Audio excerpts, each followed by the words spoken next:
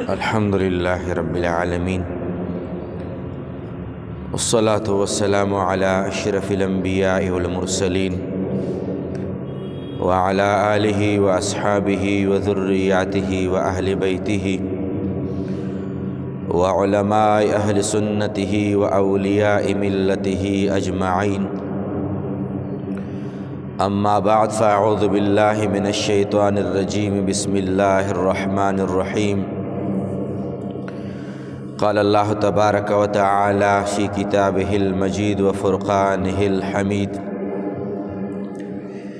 إن الله يحب المحسنين.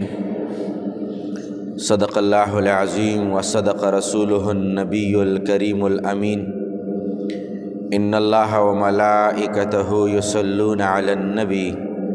يا أيها الذين آمنوا صلوا عليه وسلموا تسليما.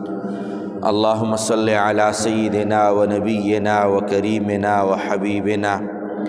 ومحبوبنا ومأوانا وملجانا محمد وبارك وصل وسلم عليه. الصلاة والسلام عليك يا سيدي يا رسول الله. الصلاة والسلام عليك يا سيدي يا حبيب الله. الصلاة والسلام عليك يا سيدي يا إمام المتقين، وعلى آلك وأصحابك يا سيدي يا مرشدي يا محبوب رب العالمين. رب العزال، خالق کائنات، رب ذوالجلال، زمونږ ستاسو په دغه مبارک ساعتونو کې، مبارک لمحاتو کې د یو عظیمې فریضې ادایګۍ دپاره د حاضري، دا لیدل، دا اوریدل، دا ویل په خپل عظیم بارگاہ کې قبول، مقبول او منظور فرمای. او رب العزال، خالق کائنات، رب ذوالجلال زمونږ ستاسو ټولو د دواړو جهانو خوشحالی، عزتونه او برکتونه نصیب فرمای. بلا تمهید د وخت اختصار د وجې نه زه په خپلو خبرو باندې راځم او دوه درې خبرې د حدیثو مبارکو په رڼا کې عرض کول غواړم. الله کریم د دین پوهه او په هغې باندې مقبول شوی عمل زموږ نصیب فرمایي. حاضرینو، چې کلم د الیکشن ورځې راشي، نو د الیکشن په ورځو کې ډېرې خوږې خوږې رشتې د دشمنۍ سره مخامخ شي. د الیکشن په ورځو شپو کې خلک ډېر زیات په دروغو باندې خپلې ژبې ککړې کړي. الیکشن په ورځو کې د خلکو ډېر پرسنلی رازونه خلک د ښکارا کولو کوششونه شروع کړي. د خلکو د عیبونو تلاش شروع شي. خلکو د عیبونو نه پرده پوشي اوچته شي، او ډېر کرته د ژبې او د لاس په ذریعې باندې د خپلې پارټۍ د زنده‌باد دپاره او د بلې پارټۍ د مردباد دپاره ډېرې د ژبې کم زهر وي، مسلمانان په هغې باندې تکلیف کې شي. څوک د ژبې نقصان رسوي چې د چا د لاس وس نه رسیږي، او چا چې د لاس ته ضرر وس رسیږي نو په لاس باندې هم چا کوتاهي نه دی کړی او نه چا کمی کړی دی. خو غرض مده حاضرینو چې په دغې الیکشن ورځو کې زموږ ستاسو د بل چا دپاره ډېر د لویو نقصاناتو سره مخامخ شو. د بل چا د منصب حاصلېدو دپاره چې په منصب باندې به بل څوک کیني، هغې دپاره موږ ډېر د غیبتونو شکار شو، ډېر د دروغو ویلو شکار شو. ډېرې خوږې خوږې رشتې زموږ نه د پردو خلکو دپاره چې دا م راته پته ده چې په دغې منصبونو باندې کینی، نو چا خبره کړه چې یو MNA ته چا ویل چې که نور کارونه راله نه کې، یو ټي وي راله واخله ټي وي، چې بیا کله یې وګټې بیا خو هسې تا مخامخ نه شو لیدی، کم از کم په ټي وي کې خو به د وینو که نه. نو بیا هغه خلک چې صرف په ټیویانو کې لیدی شي د هغې خلکو دپاره په یو سوزنی باندې تړلی شوي رونه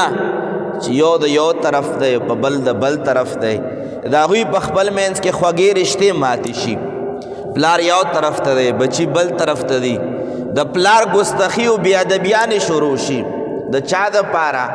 د هغه چا دپاره چې زوی هم د بل چا دی پلار هم د بل چا دی مزې به هم بل څوک کوي چرچې به هم بل څوک کوي بینک بیلنس به هم بل څوک ځان له جوړوي د خپلې سرمایې حفاظت دپاره به په منصبونو باندې کینی به هم بل څوک خو لیکن ما او د ستا کردار په دې ورځو کې دا وي چې هغه د نه کتلو لایق دی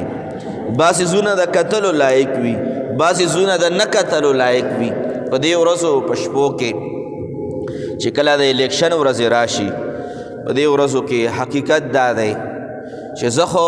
بذات خود په خپله ما ذاتي تجزیه دا وي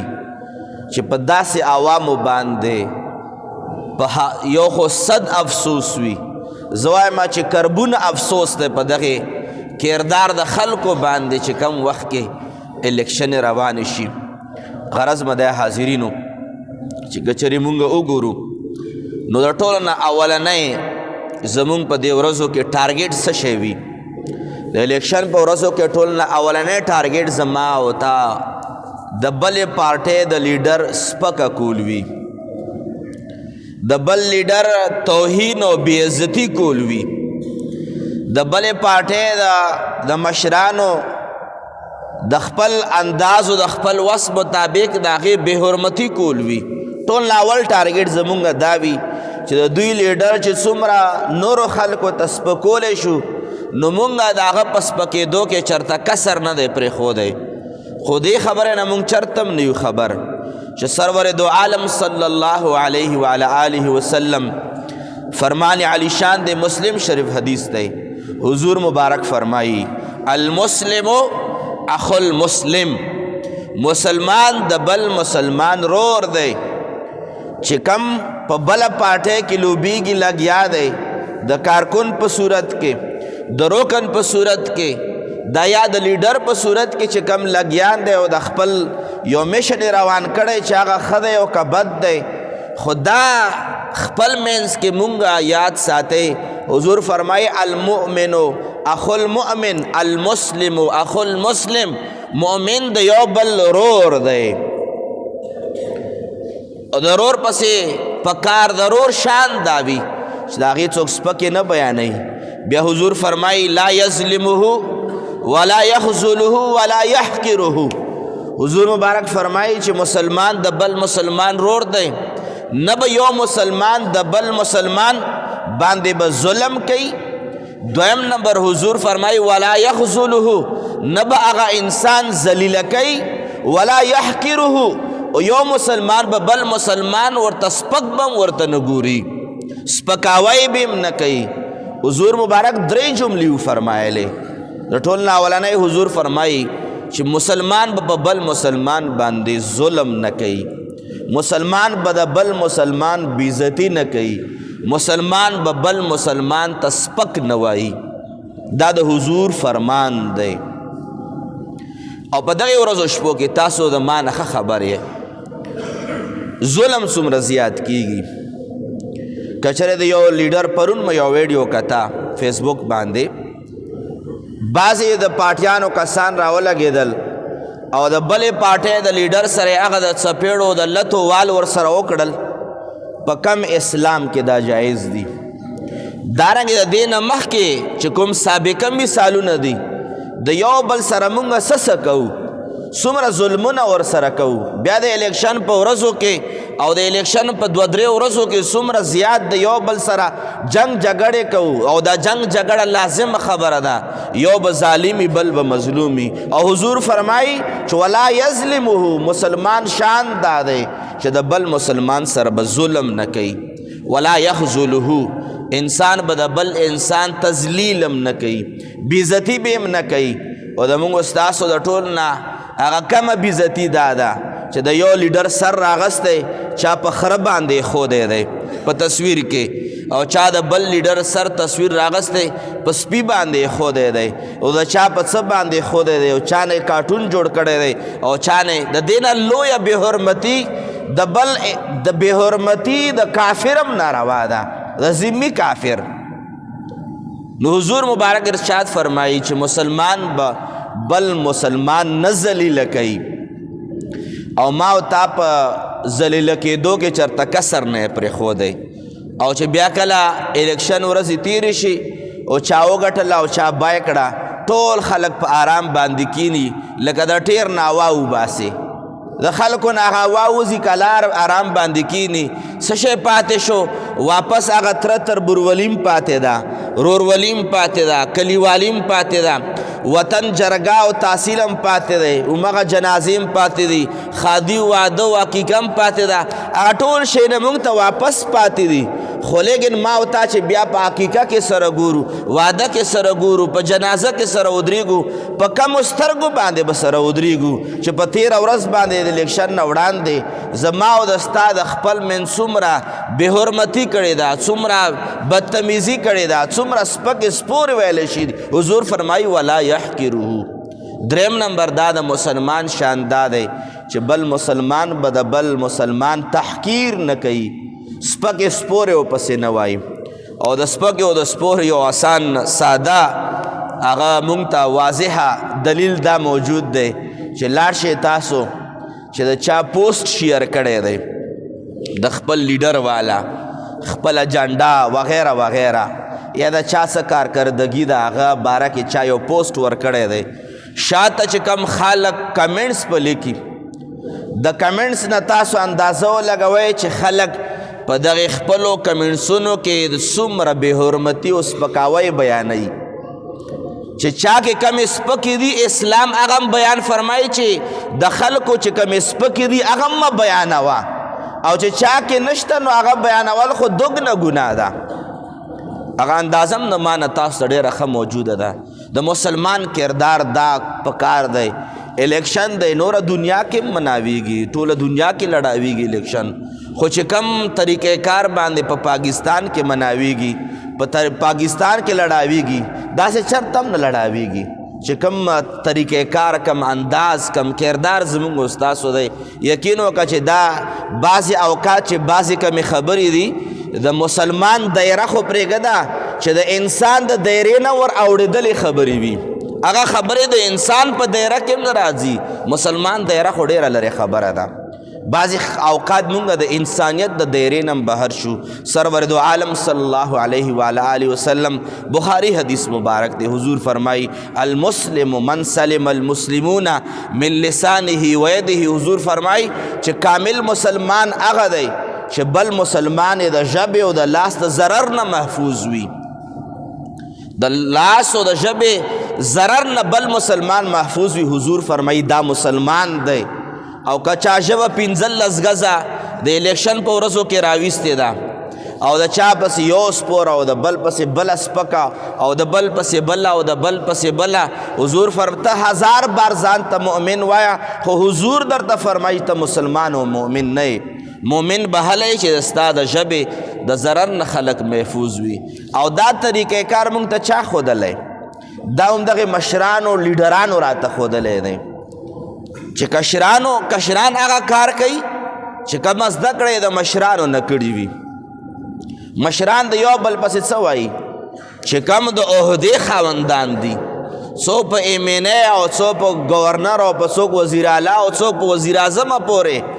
چې څوک هم په دغې سیټونو باندې کینی هغه نور خلک په څه په سپکو باندې یادوي الله اکبر دا د مسلمان شان دی دا خو د مسلمان شان نه دی دا خو هډو مسلمان دی نه حضور فرمایي چې بل څوک په سپکو باندې یادوي د چا په څه خبرو باندې او د چا په څه خبرو باندې په دغې خبرو په شا باندې چې کم وزر پروت دی دغې خبرو په شا باندې چې د خدای پاک د طرف نه کم لعنت پروت دی تاسو رب باندې یقین وکئ چې مونږ په دې طرز باندې روان یو چې د بل چا د عزت دپاره مونږ په خپله باندې خدای پاک لعنت مستحق په خپله باندې ځان وګرځوو د بل چا عزت دپاره ځان بېعزته کړو د بل چا د خیر دپاره ځان له شر کور له راوړو د بل چا د پاره د خدای پاک لعنت بذات خود ځان مونږه مستحق وګرځو دا د حضور مبارک فرامین دي څه شی شوی دی چې خپل آخرت د بل چا د دنیا د پاره تباه کوو ځکه حضور مبارک خو فرمایلی دي که نه چې هغه انسان لکه څنګه د حدیث مبارک مفهوم دی هغه انسان بدبخته ترین انسان دی چې خپل آخرت د بل چا د دنیا د پاره تباه کی خپل آخرت خپل دین د بل چا د دنیا د پاره انسان تباه کی دا بدترین انسان دی او تقریبا په همدې ورځو کې د بل چا د دنیا د پاره د بل چا د پیسو د پاره د بل چا د عزت د پاره د بل چا د منصب او د عہدې د پاره مونږ خپل آخرت تباه کوو لګیا یو د دې وجې نه که چېرې مونږ په دې اړخ باندې مونږ نظر واچو چې مونږ ستاسو وګورو چې د خلکو زمونږ کردار دا وي چې د خلکو چې کم پرسنل کمزوریانې وي د خلکو چې کم پرسنل کمزوریانې عیبونه وي مونږ کوشش دا کوو چې دې ورځو کې خلک وشرمو کوشش زمونږ دا وي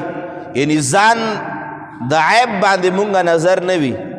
د خپل لیډر په کمزورۍ باندې مونږ نظر نه وي د بل لیډر د کمزورۍ دپاره مونږ خپل سوشل میډیا ټیم ساتلی وي چې پسې ولګئ چې ده څه کړي او ده څه کړي 10% ورانی وي پسې تړلی 50% وي حضور صلی الله علیه وعلی آله وسلم فرمان علی شان دی چونکہ وقت مختصر دی حضور مبارک ارشاد فرمائی من ستر مسلما سترہ اللہ فی الدنیا والآخرہ حضور خدا فرمائی چې د چا کمزوری تا اگیرا کا چا کمزوری در تا معلوم شوا د چا عیب در تا خراخکارا شو حضور فرمائی دا عیب ولا پټ کا زکه چې د بل چا کمزوری پټول حضور فرمائی خدای پاک به په دنیا او آخرت کې دستا کمزوریانې پټی کی او چا چې په دنیا کې کمزوریانې ښکارا کولو کوشش کوي ټیم د ولا مقرر کړی وي خدای به تام په دنیا کې مو شرموي خدای به د آخرت کې مو شرموي او چې په دنیا کې د چا کمزوریانې پټې کې هغه کمزوریانې چې بعضې اوقات مونږه ډېر زیات پرسنل مونږه لاړ شو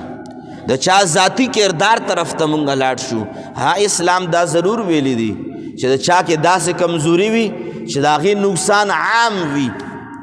معاشرې ته نقصان وي هغه کمزوري ښکارا کول په دایره د کمزورۍ کې ښکارا کول جایز دي ځکه چې مسلمانانو ته نقصان دی نقصان عامه دی هغه نقصان او هغه کمزوري د چا ښکارا کا خو هغه هم داسې نه چې 60% کمزوري وي او 50 کې ولا ضرب ورکې داسې هم نه هغه مضر یا ضرر عامه هغه ښکارا کول جایز دي خو لیکن په دغه الیکشن ورځو کې مونږ هغه کمزوریانو ته نه ګورو مونږ پرسنل څیزونو پسې لټون شروع کړی وي او حالان کې سرور دو عالم صلی الله علیه وعلی آله وسلم فرمان علی شان دے ما من امرئ ینصر مسلما فی موضع ينتقص فيه من عرضه وينتهك فيه من حرمته إلا نصره الله في موطن يحب نصرته حضور صلی الله علیه وعلی آله وسلم ارشاد فرمائی ډیر پرکشش الفاظ باندې محبوب کریم په پاک زبان باندې ارشاد فرمائی چې کچری یو مسلمان راولګېدو او د بل مسلمان په یو داسې ځای کې ښېګړه وکړه مدد یې ورسره وکړو تعاون یې ورسره وکړو چې د تعاون نه علاوه د بل د مرستې لار نه وه خو د سره یو مسلمان مرسته وکړه او بیا حضور فرمایي چې دویم نمبر سیز یو مسلمان دی او د په یو ځای کې بېعزتي کېږي او چا د هغه په عزت باندې پرده ولا واچوله عزت ولا برقرار وساتلو حضور مبارک ارشاد فرمایي چې کله هم په داسې مسلمان باندې خپله تنګه راغله خپل مشکل پر راغی یا په کمه ورځ باندې د خپله بېعزتي کېده خو چونکې د بل مدد کړی و د بل عزت خیال ساتلی و او اوس په ده باندې راغله بغیر د دعا د غوښتو نه الله تبارک وتعالی به د ده د عزت خیال وساتي ځکه چې تا په تېره ورځ د بل عزت خیال ساتلی و په تېره ورځ د بل مسلمان مدد کړی و نن ته راګیرې نن د ستا د عزت سوال دی د سته په یو لانجه کې کونجه کې راګیرې ته بغیر د غوښتې نه به الله تبارک وتعالی د فرشتو په ذریعې باندې به د ستا مدد کوي ځکه چې تېره ورځ باندې د الله د بنده تا مدد کړی و نن ته سرتوره کېږي تېره ورځ د چا د ستر تا خیال ساتلی و الله پاک به د ستا د ستر خیال وساتي څوک فرمایي زمونږ محبوب سرور دو عالم صلی الله علیه وآله وسلم فرمایي د دې په ضمن باندې د دې په بل اړخ باندې تاسو وګورئ چې مونږه مدد په ځای باندې ورانۍ کوو د چا د یوې خبرې د پردې په ځای باندې د هغې د خبرو نه پردي اوچتو نو خپله تاسو اندازه ولګوئ چې بیا به د مونږ د انسان خو هر څوک کمزوری دی د هر چا 200 ستونزې دي 200 مشکلات دي 200 ځایونو کې بل مسلمان ته راګیر دی هغه مشکلات که حل کول غواړي د بل مسلمان مشکل حل کا که په خپلو پردو باندې پرده ساتل غواړي کمزوریانو باندې پرده قایمول غواړي د بل مسلمان پردې قایمې کا دا د حضور فرمان دی دا د حضور مبارک پیغام دی او مونږ رالګو زه د یو پارټۍ طرفداریم نه کوم او نه د ما خپل مزاج داسې دی مونږ دا دعا ده زمونږ دا سوچ دی فکر رب کریم مسلمان له ښه حکمران ورکړي که هغه هر څوک دی کاغه د هرې پارټۍ سره تعلق ساتي خو چې اسلام د پاره بهتر وي مسلمان د پاره بهتر وي او دغه پاکې خاورې اوسیدونکو د پاره بهتر وي او دغه پاکې خاورې د پاره بهتر وي خدای هغه حکمران کې من کانه چې هغه هر څوک دی خدای داسې خلکو له حکمراني ورکړي غرض به دی حاضرینو چې په دې ورځو شپو کې زمونږ چې کم کردار دی کم طریقې کار دی هغه د نه کتلو دی د دې د وجې نه په آخر کې صرف یو خبره عرض کول غواړم سرور دو عالم صلی الله علیه وآله وسلم مبارک ارشاد فرمائی قد افلح المؤمنون الله فرمائی کامیاب دی هغه خلق چې کم مؤمنان دی الله فرمائی مؤمن کامیاب دی مؤمن کامیاب دی اوس مؤمن په خپله باندې څوک دی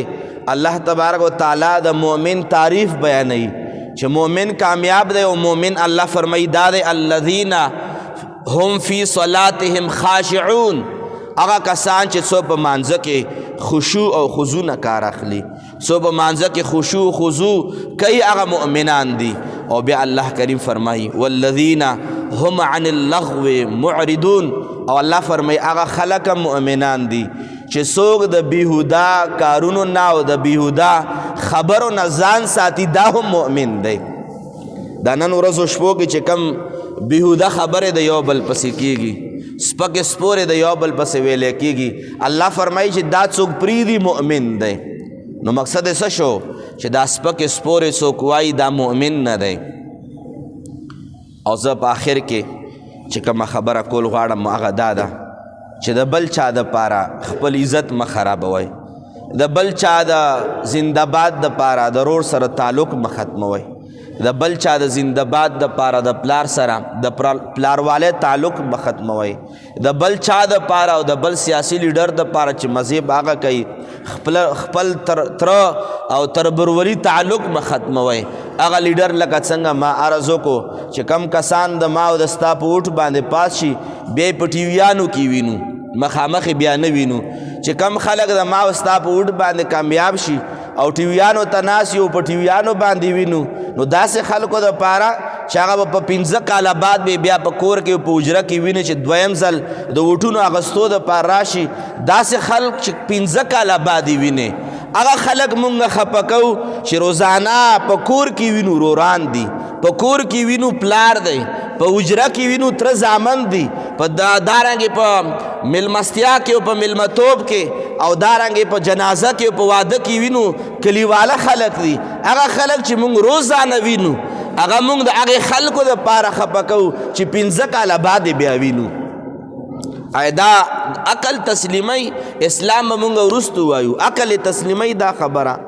ضمیر دا تسلیمی دا د عاقلانو خبره ده دا د باشعور خلکو خبره نه دا کلم د شعور والا خلکو خبره نه ده د عاقلانو خبره کلم دا نه ده چې د بل د پاره خپل عزت قربان کا د بل د پاره خپل مال قربان کا د بل د پاره خپل رور خپه کا د بل د پاره خپل تربور خپه کا دا د عاقل او د باشعور انسان علامت نه دی بلکې دا دی هر یو کار په کار دی د هغې دپاره خپل اسلوب دی خپل طریقې کار دی. نو برای کرم ټولو ته عرض کول غواړم، سوشل میډیا باندې هم عرض کول غواړم چې په دغې ورځو شپو کې د الیکشن په ورځو کې د عقل نم لږ کار اخیستل پکار دي او ورسره ټول نه زیات توجه په خپل اسلامي تعلیماتو باندې کول پکار دي چې موږ ته اسلام څه وایي، موږ ته قرآن څه وایي، موږ ته احادیث مبارکه څه وایي. هسې نه چې د بل خوشحالۍ کې موږ نه خپل خالق ناراضه نشي، د بل د خوشحالۍ د خوشامندۍ دپاره موږ نه چېرته حضور خفه نشي، د بل قانون د پاسدارۍ دپاره چېرته د قرآن قانون موږ ته پیمال نشي. دغې ټولو خبرو خیال ساتل دا د باشعوره انسان علامت دی. الله کریم خالق کائنات زموږ ستاسو په هر وخت کې د دین او د اسلام رڼا او ښکلا او په هغې باندې عمل کولو توفیق نصیب وفرمایي او الله کریم دغه دوه درې خبرې اول مال او بیا تاسو ټول له عمل کولو توفیق نصیب وفرمایي. واخر دعوانا ان الحمد لله رب العالمین. آمین. الحمد لله رب العالمین والصلاة والسلام على اشرف الانبیاء والمرسلین وعلى آله واصحابه وذریاته و اهل بیت اجمعین. رب کریم زمونږ د حاضری په خپل بارگاه کې قبول و مقبول فرمای. رب کریم د دوه درې خبرې وشوې په دې باندې عمل کولو توفیق نصیب فرمای. زمونږ څومره مسلمانانو دعاګانې غوښتي، څه قسمه ستونزې دي الله کریم دې مددگار شي، څوک بیماران دي الله کریم دې شفای کامله عاجله ورته نصیب کړي، څوک هر قسمه قرضداري خدای پاک دې قرضونو نه خلاص کړي، د چا روزګار او جاب نشته الله کریم دې حلال او روزګار او د حلال او جاب نصیب کړي، څوک کم قسمه تکالیفو کې گرفتار دي الله کریم دې ټولو تکالیف ختم فرمای. څوک بې اولاد دي الله کریم دې صالح اولاد ور نصیب کړي، څوک بې کور دي الله کریم د کورونه ور نصیب کړي. ما او تاسو ته چا د دعاګانو نه ویلي دي خدای د ټولو دعاګانې د هغوی چې ځان دپاره کړي بل دپاره کړي ټولو له خدای پاک شرف قبولیت ور نصیب کړي. آخر کې دعا وکړي فلسطین مسلمانانو ته الله کریم د هغوی په حال باندې رحم وفرمایي. تېره ورځ باندې سوشل میډیا باندې یو ویډیو چلیده، هغې کې تقریبا په غزونو باندې یو لوی لیست جوړ کړی شوی و، په هغې کې د شهدای کرامو نومونه یې لیکلي وو. د چا خبره چې د 1 کیلومیټره پر یو لوی اوږد لیست په هغې باندې صرف د شهداو نامې لیکلي. رب کریمه ته خو ډېر صمد ذات دی، خدای پاکه ته ډېر بېنیازه بادشاه یې، د چا ستم نه ګورې، خدای ته رحمانه مې، خدای ته رحیمه مې، ته کریمه مې، ته شکوره مې، ته غفاره مې، ته غفوره مې. رب کریمه د موږ د ټولو سره د فلسطین خدای ګناهونه معاف وفرمایي. رب کریمه فلسطین په حال باندې رحم وفرمایي. ته ارحم الراحمین ذات بادشاه ذات خدای فلسطین مسلمانانو باندې باقی امن و امان راوستی کې، شهیدانو شهادت قبول کې، زخمیانو له صحت ورکې، چې څوک محفوظ دي محفوظ یې وساتي. او خدای پاکه دا بدکرداره خلک، دا ظالمان او دا دهشتګر چې کوم اسرائیل دي، هنود دي، امریکا دا او د هغې ملګري دي، خدای پاکه ته تباه او برباد کړی کې، خدای په خپلو بچو باندې وژړولی کې، خدای په خپلو کورونو په تباه کېدو باندې وژړولی کې، خدای څنګه فلسطینیان وژړول، وې دردول، بې کوره یې کړل، بې پلاره یې کړل، بې موره یې کړل، یتیمانان یې کړل. خدای سې چې مسلمانانو سره کړي دي یو په څو چنده باندې خدای د هغوی باندې قهر نازل فرمایي. خدای مسلمانانو اتفاق او اتحاد نصیب فرمایي او خپل وطن تم دعا چې رب کریمه الیکشن ورځې شپې دي خدای موږ زبانونه هم کنټرول کې، زموږ لاسونه هم کنټرول کې. رب کریمه موږ په وطن باندې نیکان حکمرانان نافذ کړی کې چې وطن د پاره هم ښه وي، وطن اوسیدونکو د پاره هم ښه وي، مسلمانانو د اسلام د پاره هم ښه حکمرانان په موږ باندې نافذ کړی کې. الله کریم زموږ ټولې دعاګانې قبول و مقبول فرمایي. خپلو مړو ته دعا وکړئ، خدای زموږ څومره حقداران دي خدای ټولو بخښنه نصیب کې، ټولو قبرونو کې انوار نازل کې، رحمتونه پکې نازل کې. وصلی الله تعالی علی خیر خلقه محمد و آله و اصحابه اجمعین برحمتک یا ارحم الراحمین.